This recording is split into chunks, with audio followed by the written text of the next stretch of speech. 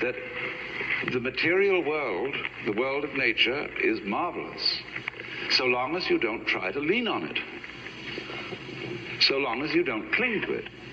And if you don't cling to it, you can have a wonderful time with it. Let's take for a very controversial issue.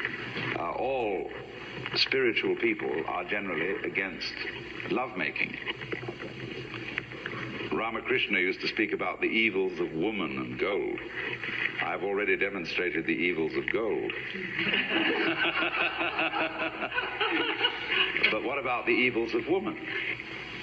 In my point of view, yes, women can be a source of evil if you attempt to possess them. I mean, if you can say of another person, I love you so much I want to own you, and really tie you down and call you, well, it's like that poem of Ogden Nash where someone claimed that he loved his wife so much he climbed a mountain and named it after her, called it Mount Mrs. Oswald Tregennis.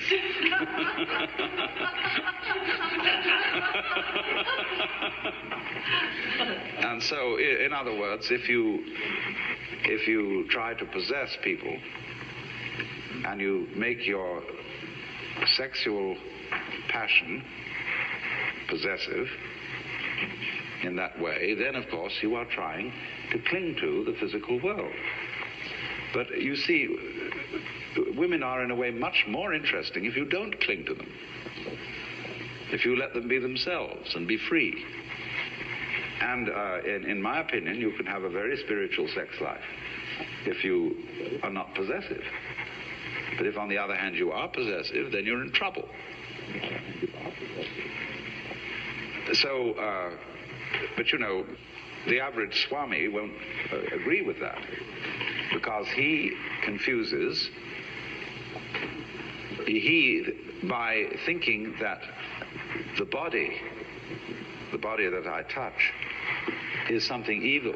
He's hung up with it. It's like the story of the two Zen monks who were crossing a river, and it was the ford was very deep because of the flood, and there was a girl trying to get across, and one of the monks immediately picked her up, threw her over his shoulder and carried her across, put her down on the other side, and then the monks went one way and she went another.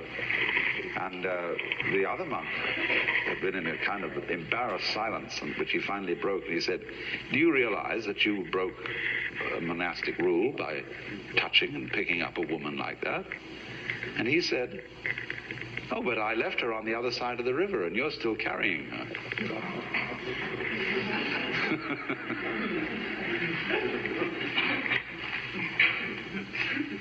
That even you can find this to some extent in some rather irritable Saint Paul, where he speaks of the opposition of the flesh and the spirit. Now, this word, sarx, in Greek, the flesh, as he uses it, is really, as Berjayev points out, it's a spiritual category.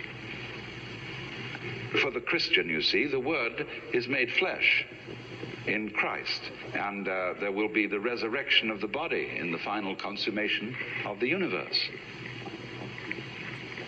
So you cannot really, as an Orthodox Christian, take an antagonistic attitude to the flesh. Why then does St. Paul take an antagonistic attitude to the flesh? Well, you can only save the situation and make the New Testament consistent with itself by saying that he meant by the flesh a certain kind of spiritual category. He didn't mean this, because this isn't flesh. Flesh is a concept. This is not. And so the flesh, or you might say, talk about the sins of the flesh, they have entirely to do with certain hang-ups that we have about our bodies. And that, again, is what I would call leaning on the world, exploiting it. When you take, as a Buddhist, you take the third precept, Kamesu michachara veramani sikapadam samadhiyami.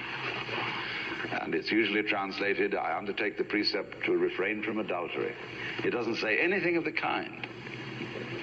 Karma is passion. Kamesu mityahara, therefore, is, I undertake the precept not to exploit the passions.